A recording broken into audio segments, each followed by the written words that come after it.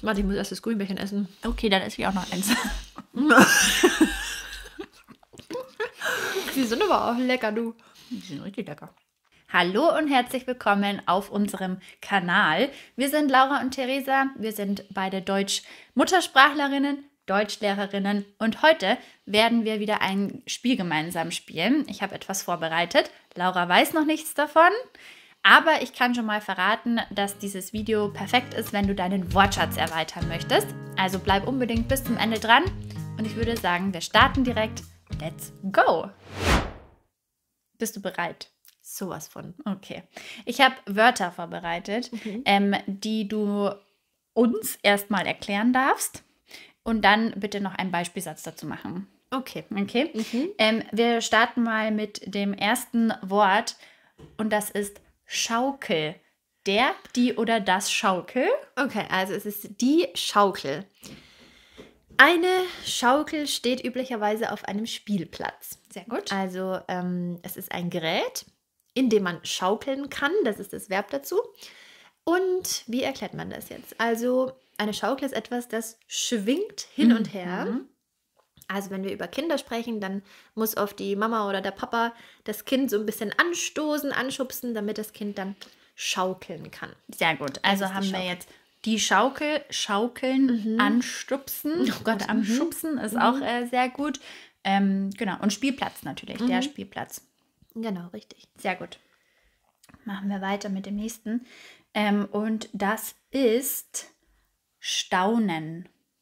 Staunen. Staunen ist, wenn du etwas gar nicht glauben kannst und du sehr überrascht bist. Dann sagst du, boah, ich staune. Ich staune über die Entwicklung von etwas. Ich habe an unseren Neffen gedacht, also wo unser Neffe noch kleiner war und wir haben ihn irgendwie 2-3 Wochen nicht gesehen und ihn dann eben wieder gesehen, dann haben wir gestaunt, wie groß er schon geworden ist. Also wir sind überrascht gewesen, wir haben gestaunt. Genau, ich wollte gerade sagen, dass Partizip 2 ist gestaunt. Genau. Wir haben gestaunt. Ja. Genau. Sehr gut. Staunen über etwas. Ne? Ich staune über die Größe oder über etwas. Ja, genau. Also mit Akkusativ. Nächstes Verb ist schnarchen. Schnarchen. Schnarchen sind Geräusche, die man macht, wenn man schläft. Auch nicht alle, aber Nicht alle. Und Geräusche durch die Nase, sollte man dazu sagen. ja, oder auch durch Oder den durch Mund. den Mund, aber genau. Ja. Also das ist das typische Schnarchen, wenn man sehr laut atmet, sodass der Partner oder die Partnerin Probleme hat, weiter zu schlafen. Ja, genau.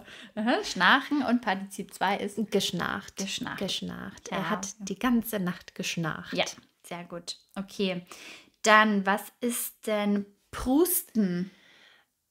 Prusten ist, wenn man... Du hast vorhin geprustet, glaube ich. Das mache ich ständig eigentlich.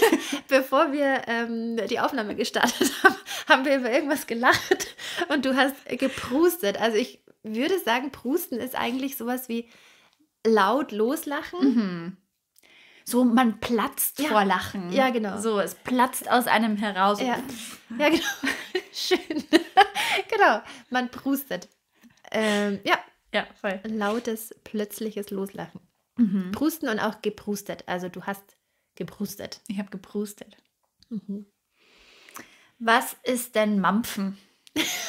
Mampfen ist Essen, aber ein sehr unappetitliches und auch sehr unhöfliches Essen. Also wenn du so viel Hunger hast, dass du dir alles in deinen Mund stopfst, dann mampfst du.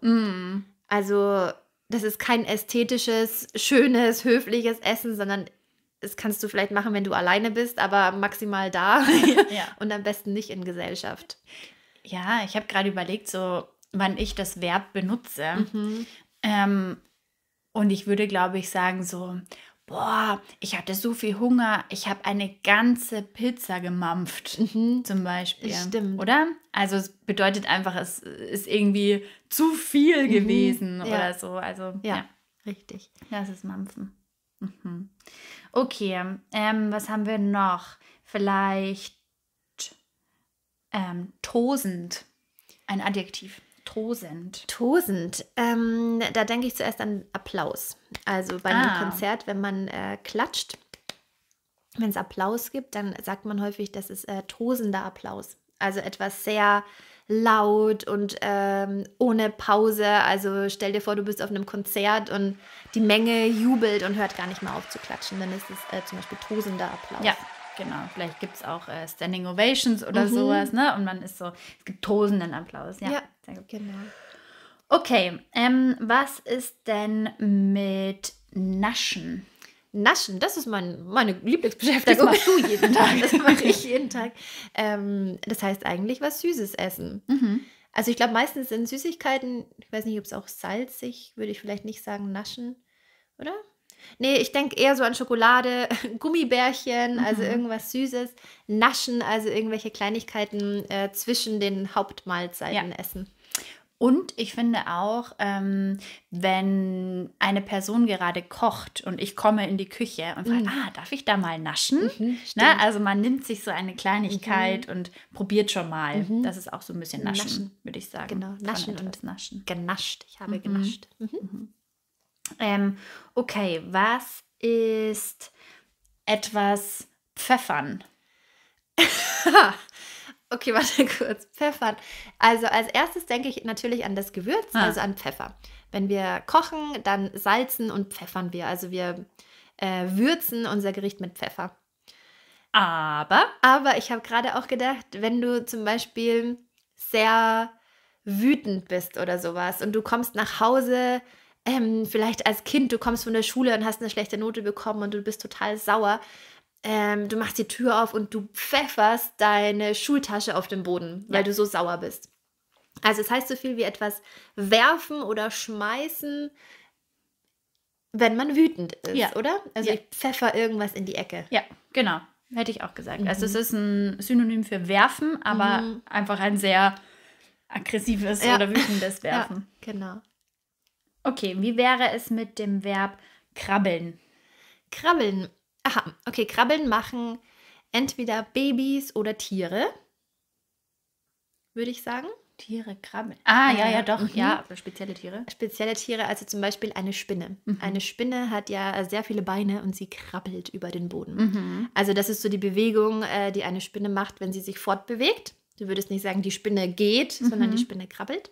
Und es ist auch das, was Babys machen, wenn sie noch nicht gehen können, wenn sie auf allen Vieren gehen, also mit Hilfe von Händen und Beinen und Füßen, dann krabbeln sie über den Boden.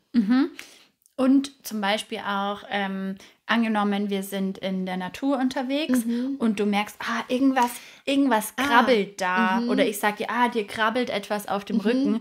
Also krabbeln verwenden wir einfach so beim Insekten oder so kleinen Tieren, die sich irgendwie bewegen. Ne? Also, da krabbelt etwas auf dem Boden oder so.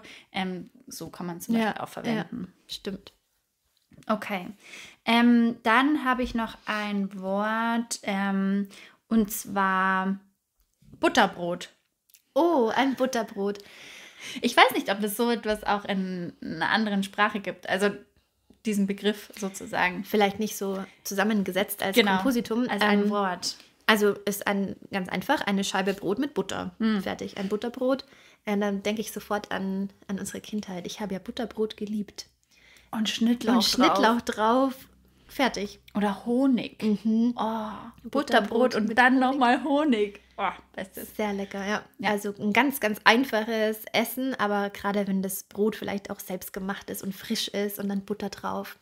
Perfektes Butterbrot. Ja, voll. Aber allein, dass die deutsche Sprache dafür ein extra Wort sozusagen hat, da sieht man auch, wie diese Brotkultur irgendwie in Deutschland vertreten ist. So. Ja. Also Brot ist einfach echt wichtig in Deutschland. Wichtig und lecker, sehr, sehr lecker. Genau, das Abendbrot gibt es ja zum Beispiel auch. Das Abendbrot, also was ist das? Das Abendessen, aber mit Brot. Also ohne was Warmes zu kochen, sondern einfach Brot mit Butter, mit Wurst, Käse, was auch immer. Ja. Okay, als Abschluss noch ein Verb und das ist stolpern. Stolpern tust du, wenn du deine Füße nicht unter Kontrolle hast. Also es ist eine Art zu gehen, Wenn du ein bisschen tollpatschig bist, also Auch so ein gutes Wort. wie ich zum Beispiel, also jemand, der tollpatschig ist, dem passieren häufig Dinge, weil man vielleicht unkonzentriert ist. Also es fällt etwas runter. Es fällt was runter, Oder, genau. Oder eben beim Gehen. Du siehst nicht, dass da ein Stein ist und dann stolperst du drüber. Ja. Also du gehst unkoordiniert sozusagen. Ich dachte gerade auch so typischer Samstagabend in einer Großstadt. Viele Menschen haben Alkohol getrunken, vielleicht ein bisschen zu viel getrunken und können nicht mehr gerade gehen. Dann stolpern sie vor sich hin und haben Mühe, ja, nicht zu fallen. Das stimmt, wobei man bei betrunkenen Menschen auch noch ein anderes Verb hat. Ah, richtig, da würde man fast torkeln eher sagen. Genau, jemand torkelt und das ist aber eigentlich, ja nicht nur, aber fast immer im Kontext mit betrunkenen Menschen, wenn du einfach nicht mehr gerade gehen kannst. Ja, genau, das ist dann torkeln, ja. Okay, sehr gut. Dann vielen Dank, Laura. Ich hoffe natürlich, dass du deinen Wortschatz erweitern konntest und einige Wörter dabei waren, die du noch nicht kanntest. Wenn dem so ist, dann schreib sie gerne mal in die Kommentare und mach vielleicht auch deinen eigenen Beispielsatz. Und ja, ich würde sagen, dann vielen Dank, Laura. Danke dir. Bis bald. Bis bald. Ich sehe nur meine Füße, Mann. Ich auch. Aber die sehen toll aus. Ich sag ganz schniek. Okay, Laura, bist du ready? Das werden wir gleich sehen. Okay. Boah. Wir werden heute über Wortschatz sprechen. Super. Okay. Ich habe Wörter vorbereitet, die man vielleicht nicht in einem normalen Deutschkurs so im Alltag vielleicht auch lernt. Das ist völlig übertrieben, das stimmt überhaupt nicht. Okay, nochmal.